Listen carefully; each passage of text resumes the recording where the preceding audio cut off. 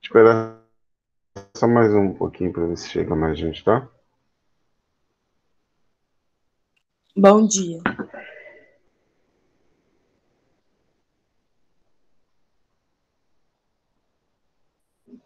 Bom dia.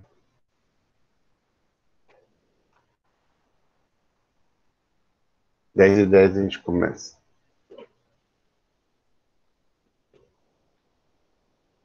Página 171, tá, gente?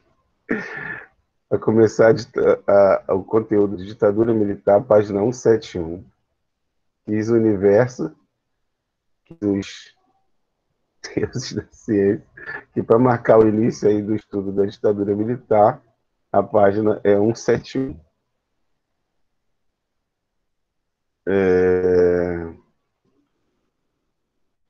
Dia 4 de setembro, bom dia, né, gente? Desculpa.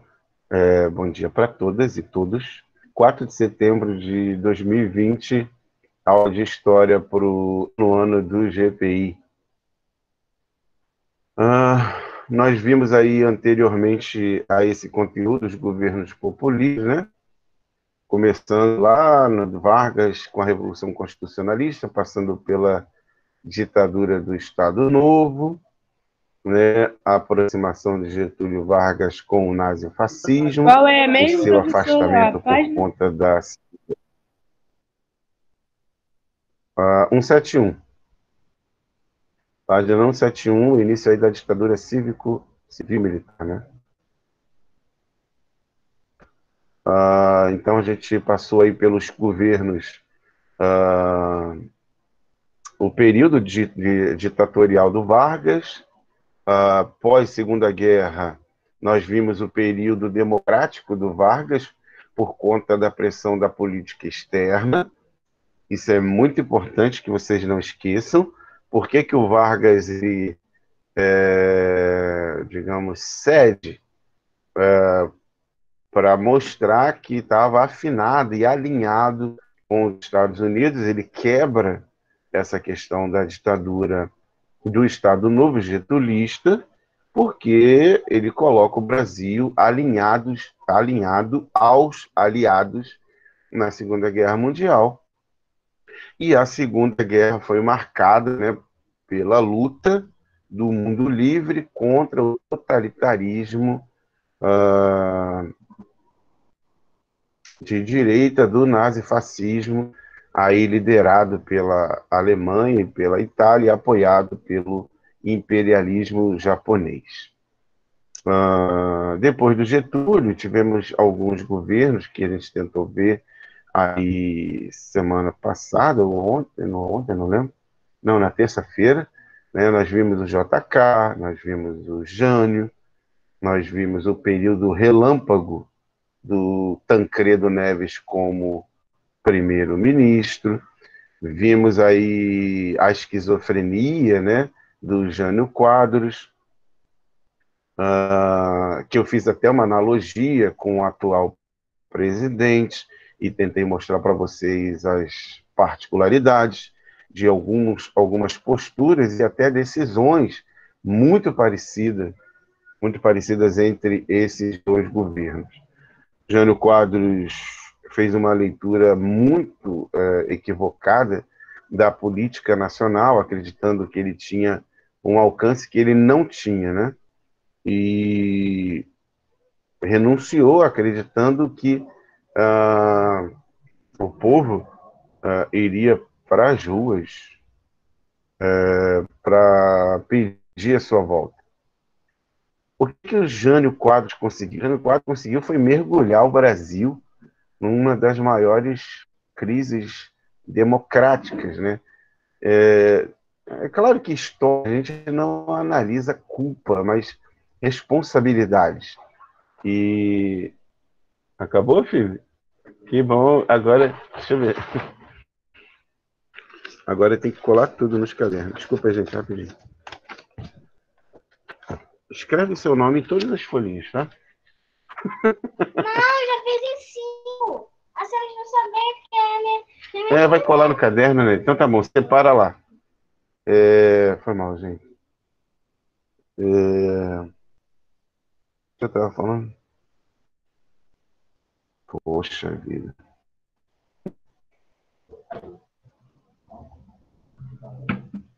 Eu estava tentando fazer uma linha histórica, né? Porra, esqueci completamente. Fala aí pra mim, minha gente, o que eu tava falando. Tava falando do Getúlio? Tava falando de Jânio Quadros. Ah, Jânio Quadros. Ah, sim. Boa, obrigado. Estava falando que ele, não, na história, não tem culpa, mas responsabilidade, isso mesmo. E Jânio Quadros teve uma responsabilidade muito grande numa das maiores crises que esse país entrou, porque ele esquizofrenicamente acreditou que voltaria ao poder nos braços do povo para fazer tudo o que ele queria. Ledo, esquizofrênico e louco engano, né? Ele conseguiu foi entregar o Brasil para sua crise institucional, fazendo com que as forças que até então estavam um pouco adormecidas se levantassem, se destacassem e se polarizassem. Por quê? João Goulart, que era o vice, representava o getulismo, a luta pelo trabalhismo, o apoio aos trabalhadores e à indústria nacional. Percebam, gente? Ana, fecha essa porta aí, por favor.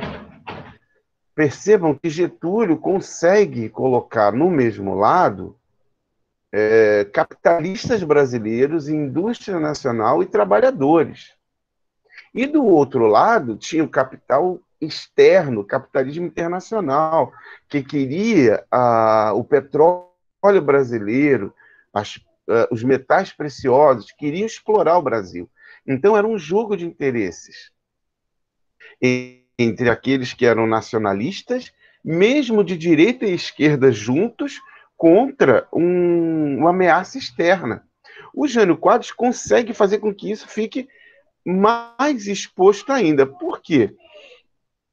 João Goulart, né, estava na China e amando do próprio Jânio Quadros, e quando ele renuncia, o pessoal classifica o Jânio Quadros como comunista e não deixa ele assumir. E aí eu já falei para vocês, né, da crise, que aí lutaram para o João Goulart assumir o poder, o Brizola apoiou ele para tomar para que ele tomasse posse, porque essa era a lei, era a Constituição, o Brizola vai lá, apoia, chama a rede da legalidade, e o João Goulart assume. O João Goulart assume e tenta as reformas de base, que eu também já falei para vocês na terça, que vão ser classificadas, aí sim a gente começa a entrar, para introduzir na ditadura militar. As reformas de base de João Goulart foram classificadas como comunistas, como tentativas de destruir a família e a propriedade. Tanto que a elite paulista, representando a elite conservadora brasileira, vai fazer a marcha pela fé. Como que é o nome? Depois, deixa eu conferir aqui. A marcha pela família, fé e propriedade. A gente viu na terça-feira. Em resposta, em manifestação, apoio à luta contra o comunismo, que, entre aspas, negrita e sublinhado, que João Goulart representava, essa elite paulista, conservadora, branca, capitalista, vai marchar contra as reformas de base de João Goulart.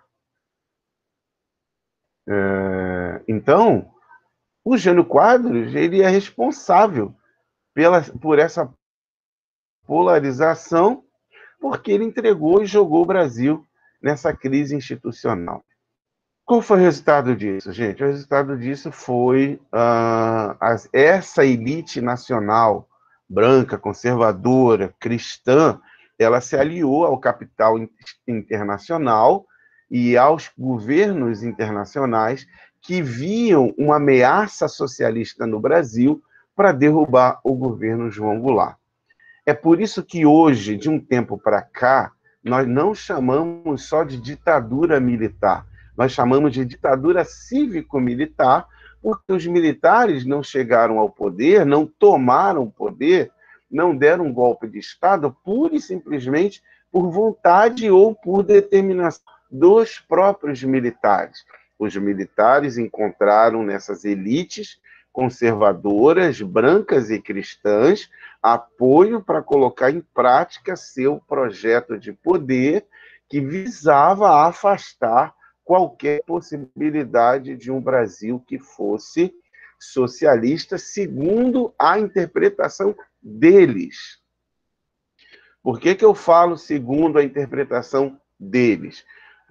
Porque as medidas que João Goulart tomou no final do seu governo, interrompido pelo golpe militar, eram medidas populares, gente. Ou vocês não conseguem ver isso de forma científica, de forma isenta.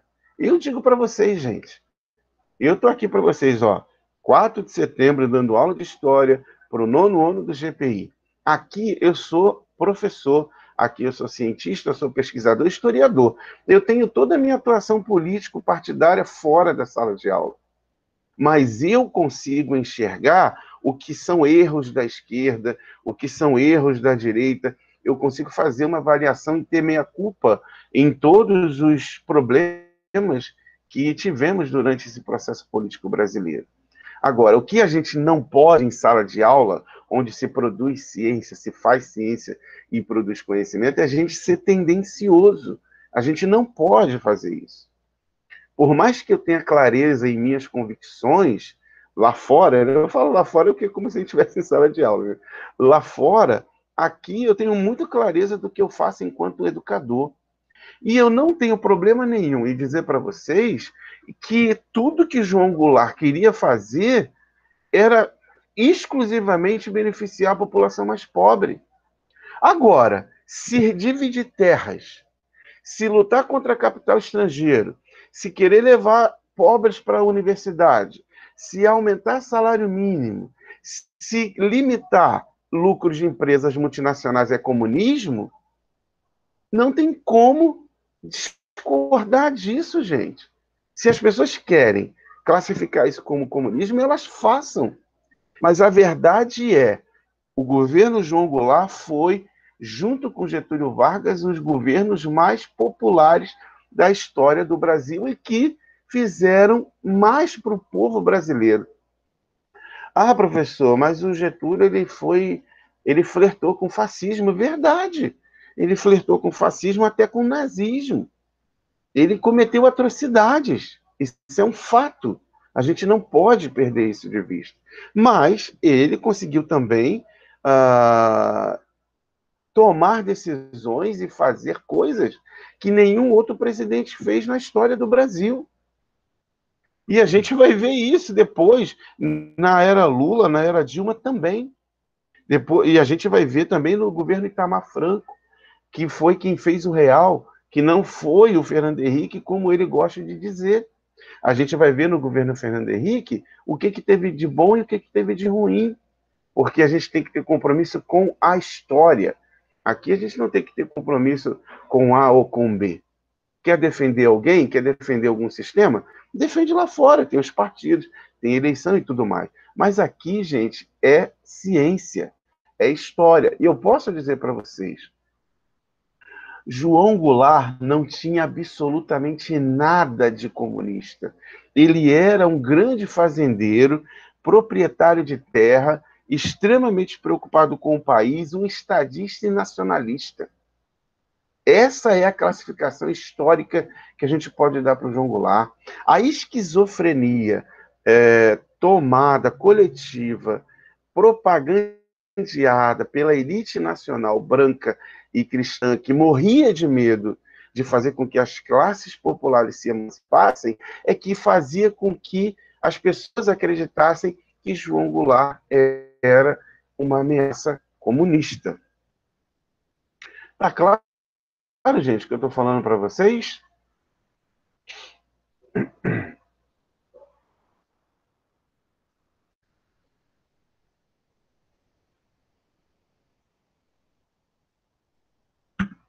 Alguém me ouve?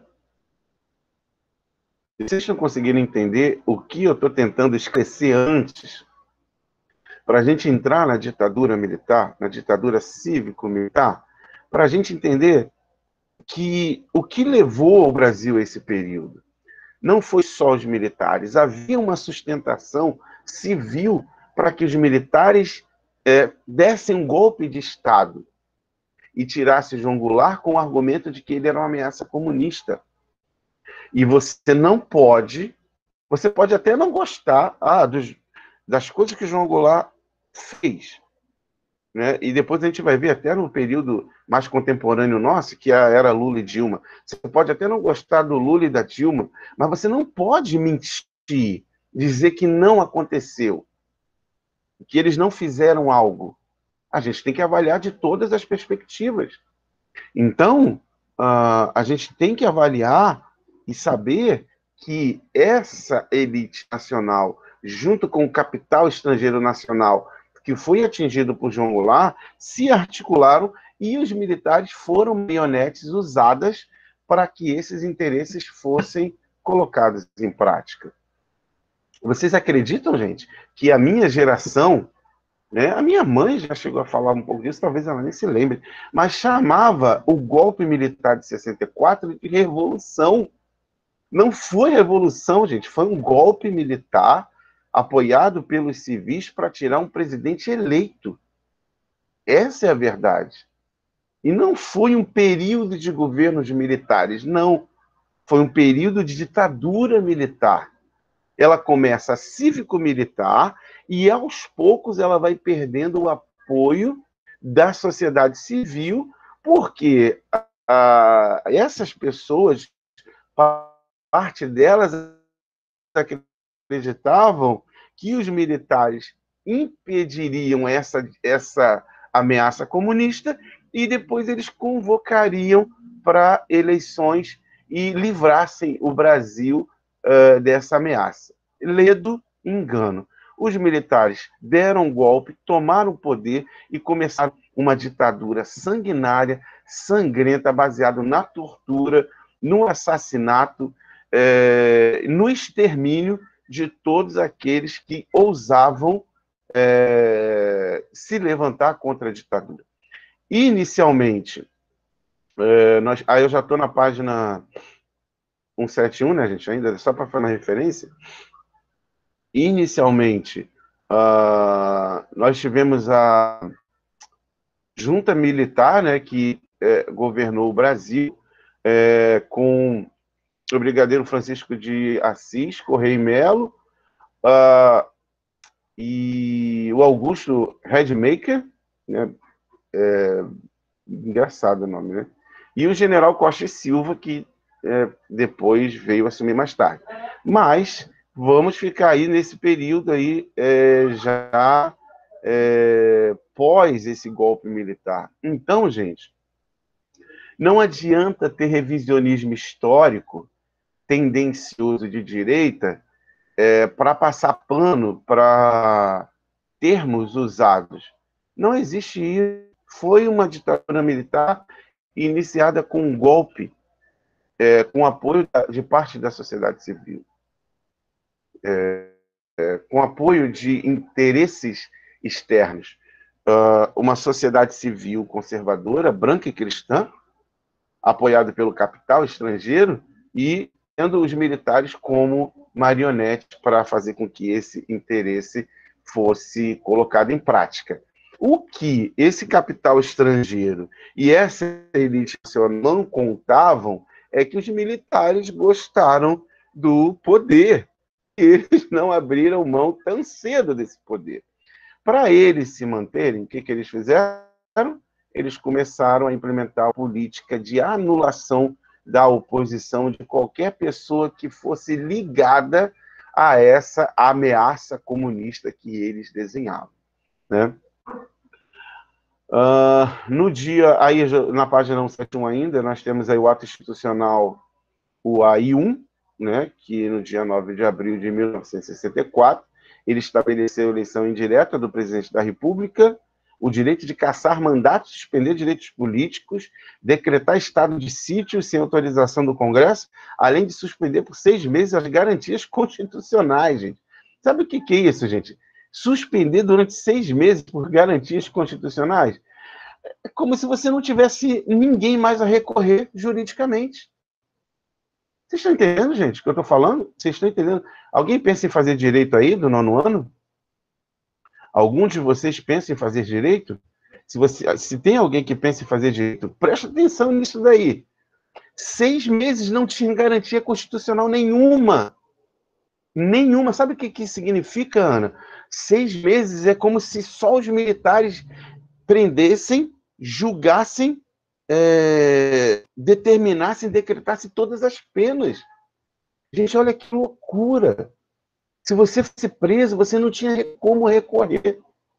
Isso é uma ditadura. Aí, pelo amor de Deus, né, gente? 4 de setembro de 2020, ter pessoas dizer que não teve ditadura no Brasil é uma afronta, é um escárnio, é um xingamento com nós, professores de história, pesquisadores, e até com o Brasil, cara.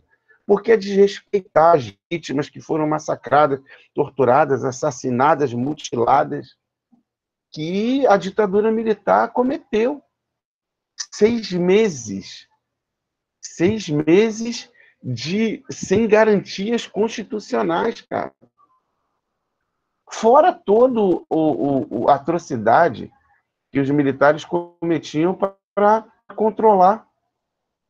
Então, nós tivemos o ato institucional número 1 em 64, né, em abril, e aí esse período ele continua tentando consolidar. Agora, é bom, gente, né? É bom a gente dizer o seguinte: isso é um fato também. Já citei, mas eu vou aprofundar aqui para vocês. Toda essa sociedade civil que apoiou o golpe, ela era, como o adjetivo que eu vou usar? Ela era fascista? Toda essa elite civil que apoiou os militares, ela era, assim, má, podre, do jeito que eu estou tentando desenhar para vocês aqui? Não. Havia, sim, parte da sociedade civil que não conseguia entender esses conflitos. E que o incerto, o novo, alimentava o medo. Isso é um fato. Essa proximidade de João Goulart com a China, essa campanha midiática em que essa elite construía no imaginário de parte da população uma ameaça. Então, ela foi enganada, grande parte da população que apoiou, ela foi enganada. E, gente, guardem tudo que eu estou falando para vocês aqui, porque isso vai se repetir ipsilíteris, exatamente igual mais tarde em outro golpe, que a gente vai estudar, tá? Tudo que eu estou falando aqui para vocês em relação a esse período de golpe civil-militar, que levou os militares ao poder através de um golpe e começaram uma ditadura, ele vai se repetir. Parte da sociedade foi enganada, porque foi construída essa, digamos, essa visão sobre a proximidade do João Goulart, por exemplo, com histórias e informações que chegavam deturpadas. Ou até que eram verdade. Por exemplo, o stalinismo. Eu estou falando para qual turma que eu esqueci? 9º ano. O stalinismo, por exemplo. O stalinismo nunca foi comunismo. Foi uma ditadura de Estado. O socialismo na União Soviética, ele existe até a morte de Vladimir Lenin. em 22. A partir de 22, vai ter uma briga para se tomar o poder na União Soviética. O Trotsky, Leon Trotsky e o Joseph Stalin brigam para quem vai assumir o poder. O Joseph Stalin assume o poder e manda caçar o Trotsky. O Trotsky foge para o México. A Netflix, gente, tem até uma série sobre o Trotsky, mas ela é muito bem produzida, mas quem produziu foram os russos, e tratam o Trotsky como inimigo e o Stalin como herói. A gente tem que tomar cuidado na hora de ver as séries. Tem que saber quem produziu. Ela é muito legal, mas trata o Trotsky como um vilão. Então, a União Soviética stalinista era uma ditadura de Estado. Não era comunista. Assim como a China é hoje. Não tem nada de comunista. É uma ditadura, na verdade, a China é um misto, é uma ditadura de Estado que explora o capitalismo. Por isso que ela é uma potência. Tem um Estado para garantir e ela também tem uma economia privada que faz com que essa economia cresça. Então, por que eu estou falando isso tudo? Porque as informações chegavam para as pessoas, para o povo comum, de que isso era uma ameaça, que o stalinismo poderia se aproximar de João Goulart e João Goulart ser uma marionete da União Soviética.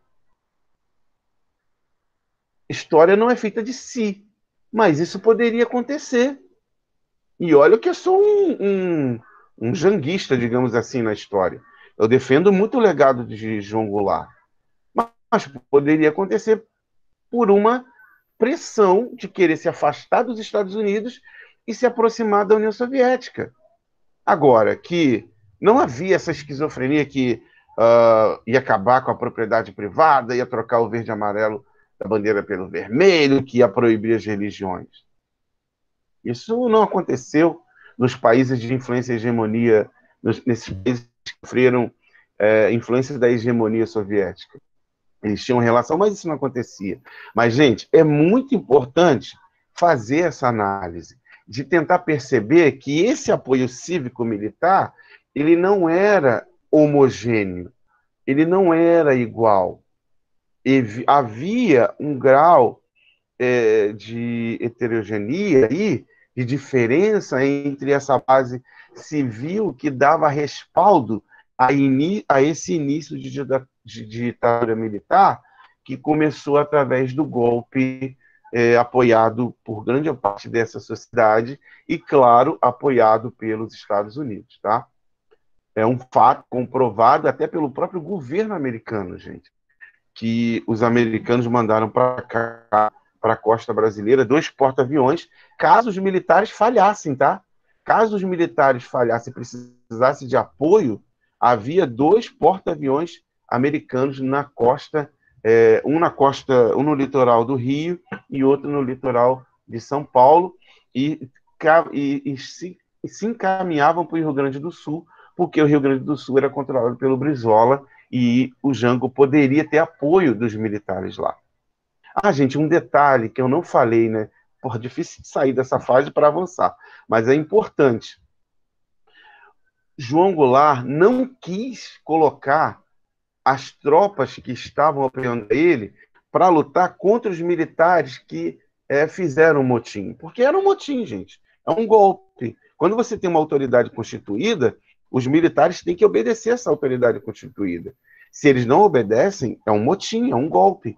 Havia parte das Forças Armadas fiéis a João Goulart. O Brizola, que era governador do Rio Grande do Sul, tinha praticamente todos os militares do lado dele. O Brizola ligou para o João Goulart. Vamos resistir. Você vai lutar contra os militares. O João Goulart não quis esse conflito para não derramar sangue de brasileiros lutando contra brasileiros. Por isso que eu falo, gente, que João Goulart foi um dos maiores estadistas que esse país já viu. Ele poderia ter resistido. Eu acredito que acho que os militares não tomariam o poder. Muitos militares, gente, analisaram isso depois. É muito importante esse dado que eu trago para vocês. Muitos militares analisam isso. Se houvesse resistência, talvez os militares não teriam tomado o poder. Vocês estão entendendo o que eu estou falando, gente? Se tivesse resistência, se o João Goulart tivesse escutado o Brizola, havia sim base suficiente entre as Forças Armadas para garantir que João Goulart continuasse presidente. João Goulart, extremamente humanitário, extremamente humanista e estadista, optou em não resistir, optou em não enfrentar os militares e evitando a guerra civil brasileira, fazendo com que os militares tivessem mais facilidades para consolidar o golpe e iniciar a ditadura militar. Claro, gente, o que eu estou falando? Estão me ouvindo?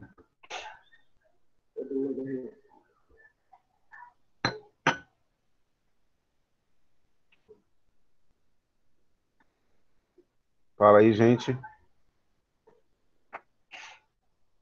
Então, avançando aí, a gente continua, abrir esse parênteses, né, para falar isso, a gente vai direto para o governo Castelo Branco, na página 172, né?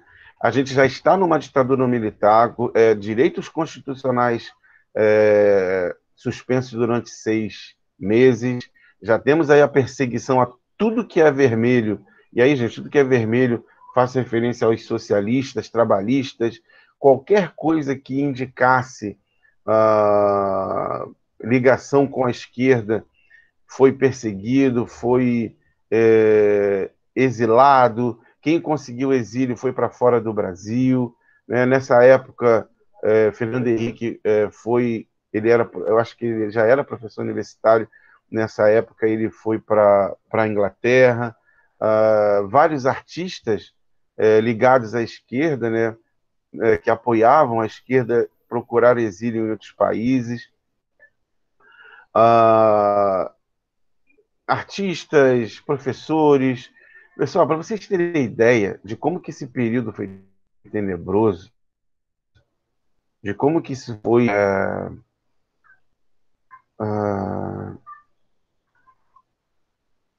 sombrio, para vocês terem ideia, filhos de militares nas escolas denunciavam pais de amigos que sabiam que tinham ligação com sindicatos, ligação com grêmios estudantis.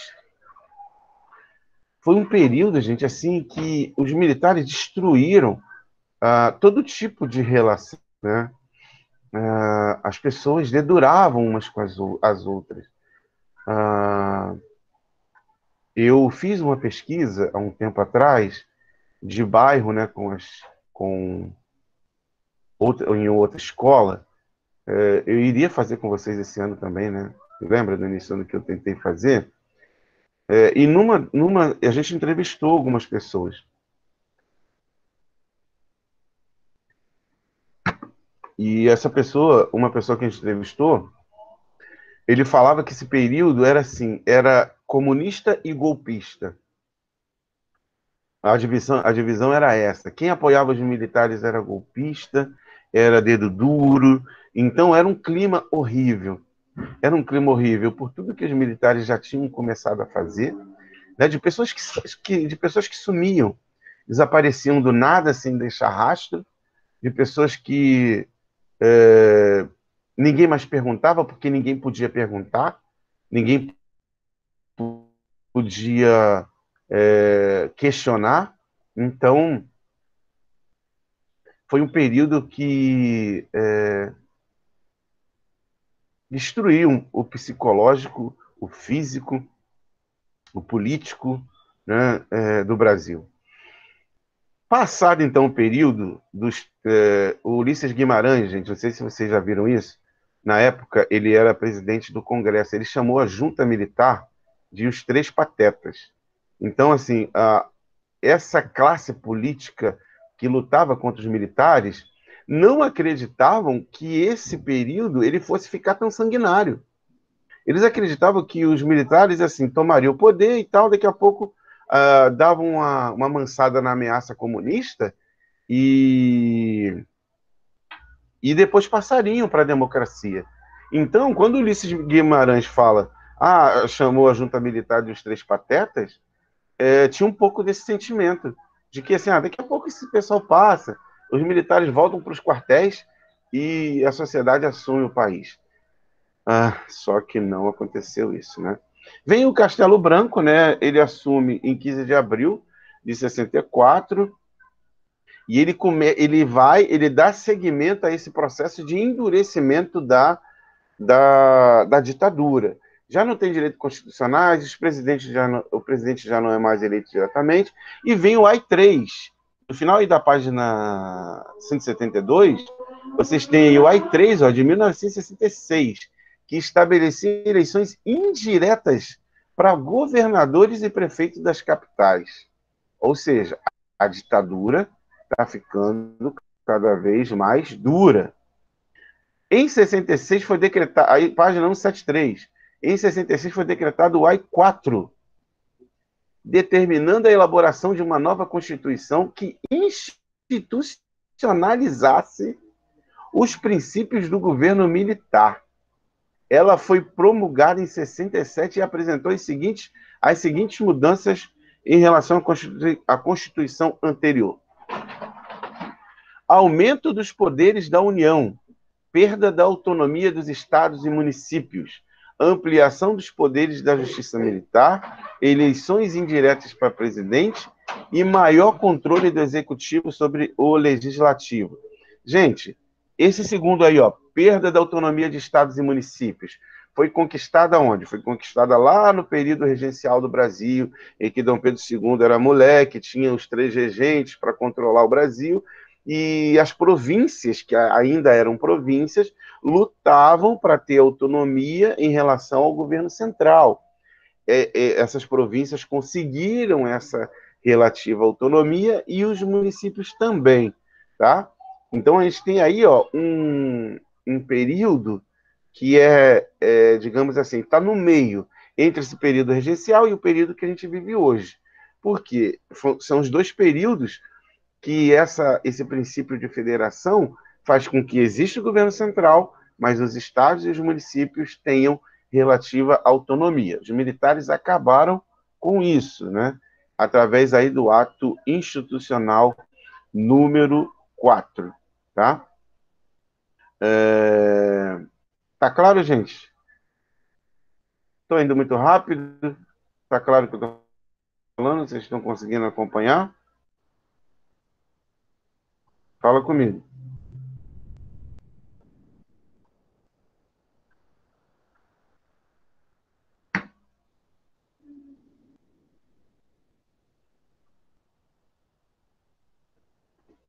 Algum comentário?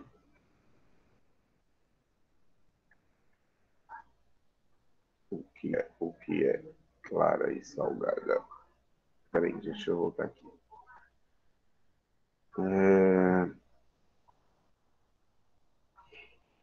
Então a gente passa aí pela junta militar, né? Inicialmente assumido logo depois do golpe, depois passa para o Castelo Branco, e os militares vão governando através dos atos institucionais. Nós vamos chegar, eu não sei se eu vou conseguir terminar tudo hoje, mas nós vamos chegar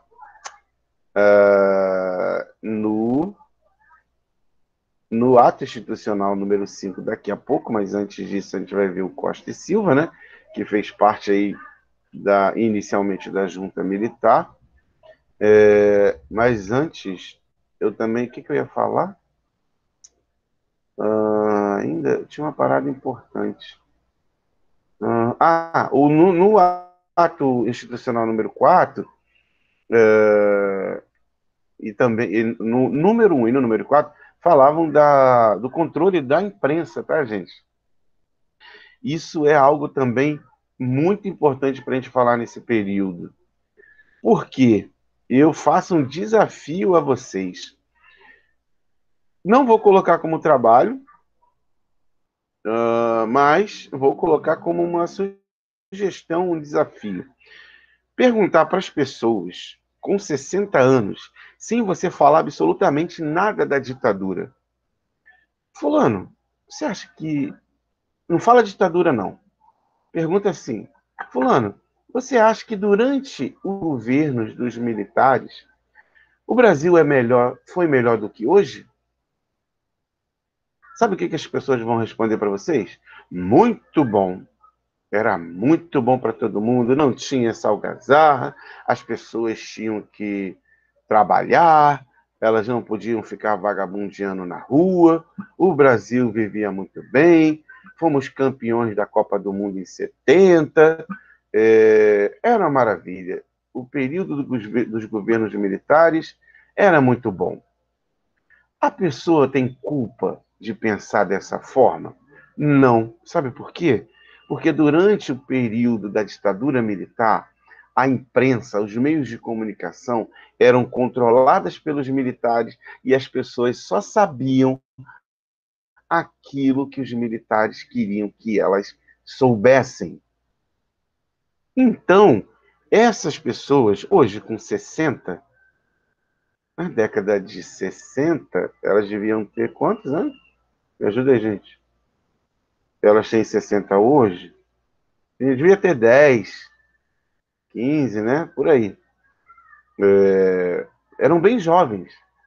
Então, a percepção que elas tinham do mundo era uma percepção baseada nos meios de comunicação controlada pelos militares. Então, a imprensa passava a ideia de que tudo estava sob controle, que a ameaça comunista foi anulada e que o Brasil agora vivia uma revolução, que os militares libertaram o Brasil da ameaça comunista. Então, essa pessoa, com essa faixa de idade aí, mais ou menos, ela vai dizer para você que os governos militares foram muito bons. As pessoas não podiam ficar vagabundeando na rua depois de 10 horas da noite. Quem não tinha carteira assinada era vagabundo, era levado para o xadrez, e que as pessoas não eram depravadas, como é hoje, e que não sei o quê.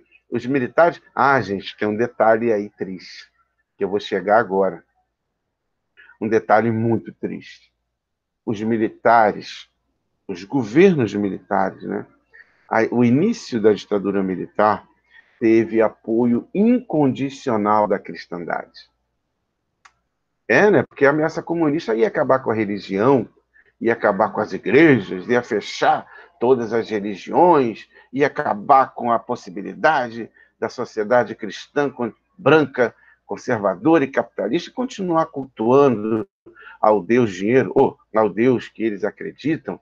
Então, a cristandade, né? A Igreja Católica e os protestantes, os evangélicos, vão apoiar cegamente, né, o golpe militar contra a ameaça comunista. Agora, é bem verdade, e aí eu esclareço para vocês, é bem verdade que, com o tempo, quanto mais os militares endureciam a ditadura, mais esses grupos religiosos se afastavam. Mas isso não quer dizer que perderam apoio. Eles se afastavam para não prejudicar a imagem deles, mas eles continuavam apoiando, tá? Isso é um fato. Era um afastamento... palavra? Não é tendencioso, mas é um afastamento, assim, providencial, digamos assim. Era para que essa imagem da cristandade não ficasse prejudicada com a quantidade de sangue que os militares derramavam. Tá? Tá claro, gente, que eu estou falando isso, que eu estou falando em relação a essa fase aí? 52, caraca. Não vai dar para terminar tudo hoje, não. Mas o que eu tenho para terminar aqui? Eu estava falando da imprensa. Falando da imprensa, e acabou que eu fui para explicar para vocês por que as pessoas têm essa visão positiva, né? Muito lindinha dos governos militares. Então, a imprensa era extremamente controlada, os meios de comunicação eram controlados, né? Vocês sabiam, gente, que durante esse período aí, dos militares, foi o período em que as pessoas passaram a cozinhar melhor? Alguém sabe? É triste, mas é engraçado, gente. Eu já contei essa história para vocês? De que no período militar as pessoas passaram a cozinhar melhor. Os militares conseguiram fazer o maior. Como chama o programa da Band que eu gosto? Ô, gente, Masterchef. Os militares fizeram o maior Masterchef da história da humanidade. Sabe por quê? Gente, todos os jornais que eram controlados pelos censores, que eram os militares que controlavam as matérias que poderiam ser publicadas ou não. Durante esse período, tinha vários censores em todos os grandes jornais. Nos pequenos também. Nos pequenos tinha os caguetes, né? Os caras que entregavam. Mas nos grandes jornais havia os censores, que tinham que entregar a edição antes para os censores, para eles verem se não tinha nada. Sabe o que acontecia, gente? Sabe o que acontecia? Os censores diziam o seguinte: ó, essa matéria aqui não pode entrar. Essa matéria aqui também não pode entrar. Essa matéria aqui também não. Sabe o que aconteceu? Foi a época em que mais se publicou receitas nos jornais brasileiros. Todas as matérias que não podiam ser publicadas, os jornais, em sinal de protesto, publicavam receitas. É triste, né? É uma piada. Sei lá, não sei se isso é uma piada, mas é um dado, assim, triste. É só isso que tem que falar. É triste. Então, as pessoas acreditavam que o período dos governos militares, que começou com um golpe militar, iniciando uma ditadura sanguinária e sangrenta, acreditavam que era legal, porque eles não ouviam nada de ruim sobre os governos militares, só ouvia algo de bom. E o que era bom, gente? Vamos lá. O que era bom nesse período que fazia com que as pessoas acreditassem? Os militares começaram a fazer obras loucas, grandes, faraônicas, gastando milhões, endividando o Brasil e fazendo com que o Brasil ficasse mais dependente ainda do capital externo e dos Estados Unidos. Fizeram grandes obras, ou melhor, começaram, né? Que a maioria dessas obras não foram terminadas. Raríssima exceção é a ponte Rio-Niterói, que eles conseguiram terminar. Mas eles começaram a investir em grandes obras para quê? Para buscar gerar emprego e atacar o problema da economia. Conseguiram, em parte, resolver o problema da economia, mas também criou problemas que não existiam antes desse período aí, tá bom? Pessoal, são 10h56, eu não vou conseguir terminar esse capítulo. Na terça-feira a gente continua, mas eu lembro a vocês, façam essa experiência que eu pedi para vocês fazerem. Não é um trabalho, eu não vou nem pedir para vocês escreverem. Eu só queria que, se alguém fizesse, compartilhasse aqui com a gente. Procura uma pessoa mais velha, no mais de 60 anos, e pergunta para ela o que ela acha do período dos militares. Se vocês quiserem gravar e depois a gente ouvir, ou só você compartilhar depois, de boa, tá bom? Alguma pergunta, gente? Alguma dúvida?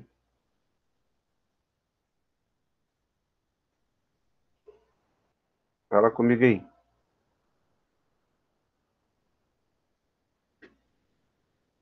Algum comentário? Então, quem está me ouvindo, então, bota um ok aí para registrar a presença, por favor.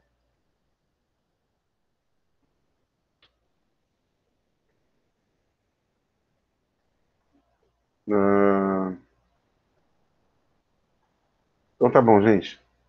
Bom final de semana para vocês. Se cuidem e até terça. Valeu? Tchau, tchau.